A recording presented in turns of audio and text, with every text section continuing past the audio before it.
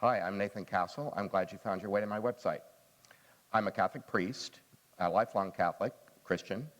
I grew up in Texas where I was very influenced by Baptists, Methodists. I went to a Presbyterian college, so I speak some Presbyterian. I went to an ecumenical seminary. So I feel like I've got that covered. I'm also experienced in charismatic prayer and charismatic communities. So if any of your interests lie there, maybe I can help you. I'm already helping people in those polities. I'm also working with wounded warriors and survivors of any kind of trauma. I've done wonderful, joyful work with people that have been through tornadoes in Joplin, Missouri, and in Moore, Oklahoma.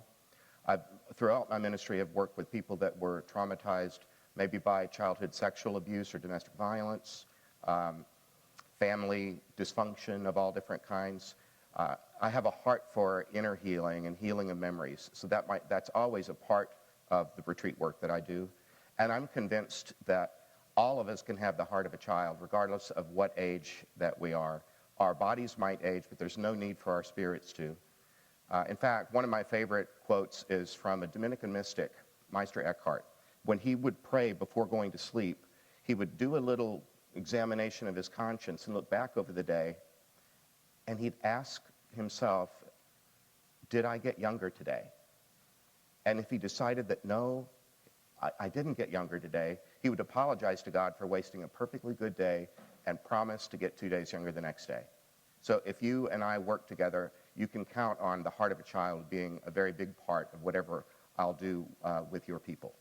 Here on my website, you'll see a menu of lots of different things that we might be able to do together. I hope you take a little time looking around and seeing the retreat that would work best for you and your people.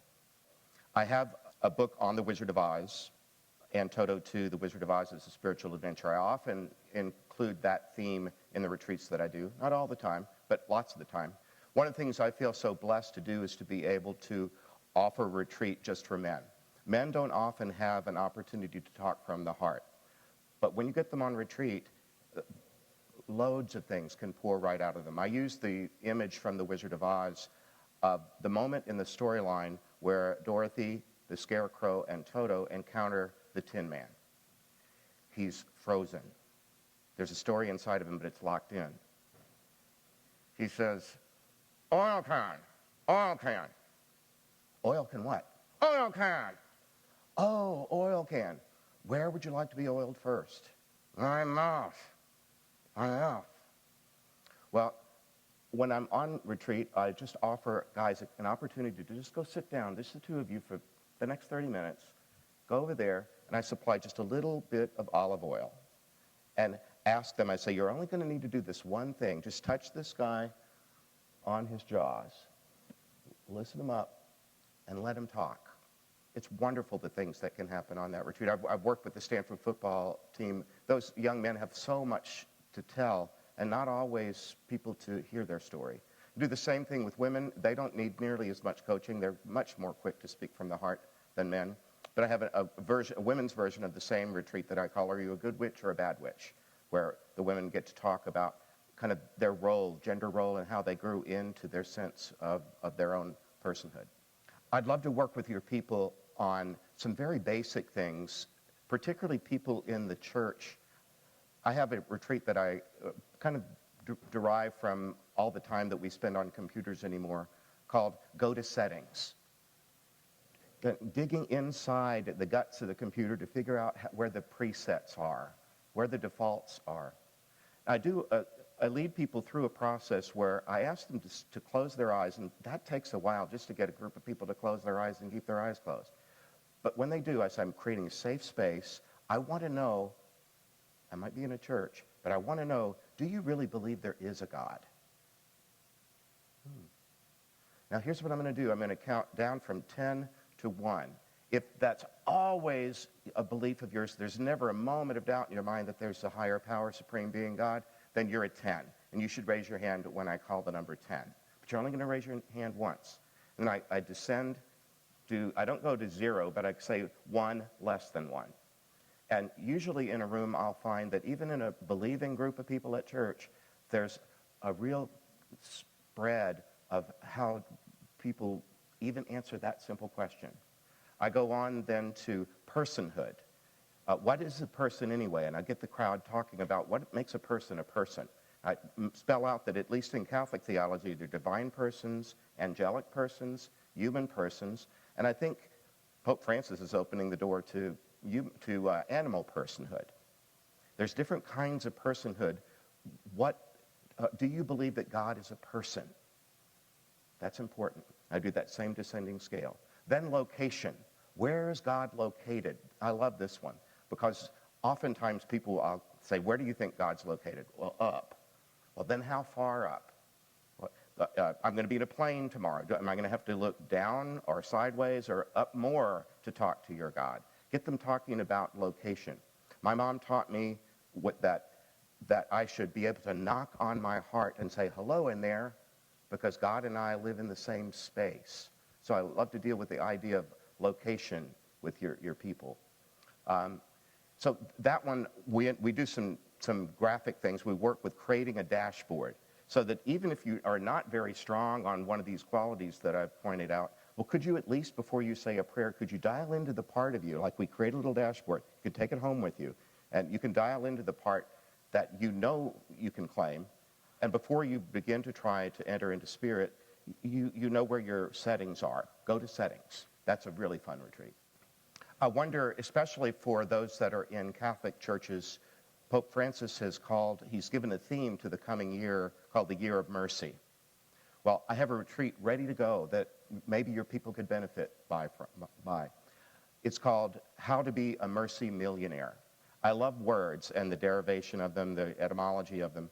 Mercy is related to the word merchandise, mercantile. It has to do with the exchange that happens when we buy something, when we're looking at a thing and trying to decide whether it's worth this much or that much. So if I need your mercy from you, what I have done is take my valuable self, but I've devalued myself in your presence. That thing that I said, that stupid thing that I did, you used to think that I was really worthy, and now I've debased myself, I've devalued myself. So I have to come back to you now and say, I don't have to grovel, but I have to say, I know I'm better than that, but I behaved so poorly in your presence. Would you have mercy on me? That is, would you pay full price for me, even though I look like a dented can or spoiling produce? Would you have mercy on me? Well, none of us get to be on only one side of that exchange. Sometime we're offering mercy and sometimes we're asking for it. But I can work with your people on techniques about how to be a person who lives with a flow of mercy through them, where they're rich in mercy, where they never have to think about counting out the pennies of mercy, where they just know that love pours through them, flows back toward them. They can easily be a mercy millionaire. I was invited to give a retreat for a couple having their 50th wedding anniversary, and it opened up a new world for me. I wonder if I might be able to serve your people in this way. This one family wanted to bring their family together to celebrate the 50th wedding anniversary, but not just with a cake or a party. They wanted a retreat. So they asked me, would I come and lead a retreat? Well, it would have to be intergenerational. It would be little kids and grown kids, the married in-laws, and so on. Before you get very far, you're going to have people all over the map in terms of whether there's any religious training in their background. You're probably going to have at least a few crazies. You're going to have people that really don't want to be here, and then work with them for a day. The Wizard of Oz material works so well for that because it's so sweet. I put people through some little exercises where they're talking one-on-one or in little groups. I try to focus on the couple that's at the heart of this family, the reason that this family even is. Try to be positive and help people see that, yeah, you might be broken or stumbly or frozen or scared, that families are just people all on a journey. And everybody's journey is incomplete. But by the end of it, isn't it wonderful? And aren't I grateful to be a part of this group of people? When I've done that, I've found that maybe not everything in the family is solved, but there are at least a few bonds that happen during the day, almost imperceptibly. Somebody in one end of the room connected with another extended family member, and before you know it, this family is stronger than it was before we started. I've been blessed to work with many people near the end of their lives, including my own parents. And I think that can be such a rich time in a family life or in the lives of anyone who loves somebody whose passage is approaching. I found in my ministry that a lot of people who profess Christian faith, the basic Easter proclamation is Jesus is risen from the dead. And that's just not, we're not just happy for him. That's the message that is universal, I think, that we all survive our deaths. But very often we can get hemmed in by the idea that time is running out and the clock is ticking and the focus is narrowing. But if we really believe that we're about to be born into a new mode of existence, then why not have some fun imagining what it might be like? With my mother, we did an exercise 2 days before her passing that we called planning your afterlife birthday. At least in the Catholic tradition, if a person becomes a saint, then they need to be celebrated on a certain day on the calendar. The Church's preference is to try to pick the day that they died upon, the anniversary of their birth into everlasting life. So we do this exercise called planning your afterlife birthday. We did it with my mother. We said, who would you like to have at your party? It's time for you to plan your party. Oh, I didn't know I was having a party. Well, yeah, you're about to enter into the afterlife. It's about time for your party. Who would you like to have there? I can ask anybody? Yeah. She was 91 years old, and she didn't say my father. They were married 52 years. The first person on the guest list was not him. It was a girl we'd never heard of, none of us. Somebody from the second grade in New Orleans at St. Rita's School. It was the first friend that she'd made outside of the family. And she said, well, I'm so old, she would be too. She's probably dead already. I wonder if she'd come. Well, good, Mom. Who else would you? Well, then my dad came after that. And then she went on she prayed the rosary 3 times a day. My sister had to say, aren't you forgetting somebody? What about Mother Mary? Oh my, would she come? Well, why wouldn't she? Well, I guess you're right. Well, if I invite Mary, I have to invite Joseph. And it went on from there. Before long, we had her talking 2 days before her death about something that she could look forward to that was fun and exciting. I'd love to do that for your people. I had the great honor of being trusted to come into devastated places in Joplin, Missouri, and Moore, Oklahoma. Joplin had 163 people blown to bits. It just gutted that community. But they invited me in about a year later to help them reflect. The pastor was an acquaintance of mine. He said, you know, Nathan, my people haven't gotten to do anything that they were planning to do for a year and a half now. The day that tornado came into our town, it stopped everything. And my people haven't gotten to do anything except react to that tornado. Geez, I hadn't thought of it that way. I thought I was just going to deal with tornado stuff.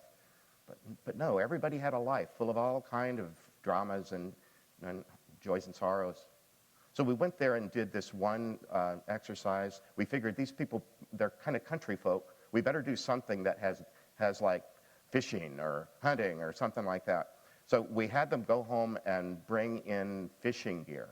And everybody had it. So we had fishing tackle and fishing hats and all the stuff that one would take on a fishing trip. And then we made cards, little note cards that had a little fish on it. And we said, what are the 3 things that you always take the bait on? You know it has a hook in it. You know it's bad for you. But every time that this opportunity comes around, you take the bait. So I had them just think for a while and pray for a while. And what are the stupidest things that you do that you keep repeating and repeating to your own detriment and the detriment of others around you? If you could get rid of these 3 behaviors, what would it be? So I said, and I don't want anybody peeking. So either write it on the card or code it on the card. Put it on there so you know what it is, but nobody next to you needs to know what it is. And then we went to the church school. We got out all the crayons and the glitter, and we brought mylar strips and had all kind of like feathers and had them create a lure. We had these big old hooks that we got at a sporting goods store, and they knew that there was a sharp, real hook there, but then they had to decorate it and cover it up the way that you would conceal it from the fish. Then we had them hook onto it the 3 things that they always take the bait for. They had been in a dialogue already with another person across the table, so I said, now once you get to that other person, you go get the pole or the rod and reel, and you stick your thing on the end of it. And on the count of 3, I want you to find a place where you can stand and move about, and I want you to take the bait. So we had somebody, some of these people were 70, 80 years old, standing there with a fishing pole, and there was somebody on the other end who had put that lure there going, no, trying to eat the very thing that's bad for them and bad for everyone else. It was a blast. Afterwards, people told me, that's going to be in my cubicle. I'm going to tape that to the medicine cabinet. I want to see that every day because I don't want to keep doing that thing ever again. That one was really fun. Why did that bait thing work so well? Who really wants to keep making the same mistakes again and again? Why allow yourself to be hurt, or why allow yourself to hurt other people doing the same stupid thing? I was hoping if I helped them make it ridiculous enough, the next time that temptation would come along, they'd see it and recognize it and not take the bait.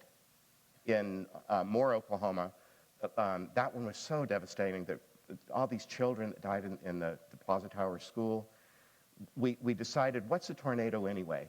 It's something that spins and spins and spins. What if it was a tornado of grace? What if the whole room was just full of the bounty of God? What if there was nothing but grace in this room, and you could spin off anything that you didn't want in you anymore, including every ugly memory of that day and all the sadness around it? And I had them have a partner, but I said, I don't want you spinning and toppling over and breaking a hip. But all I had them do was just spin in place, close their eyes, and imagine everything leaving them that they wish had never been a part of them, particularly anything with all that death and destruction that had come to their town. And just let it drip off of them. That one got lots of positive review. I'd love to do that for your people. So we have this group of people who have just spun off all this stuff. My hope was that these people could not have to live with the debris in them from having had the misfortune of living in a place that had such a destructive event in it. Wanted them to know that they could be free and whole again. And I believe we were effective.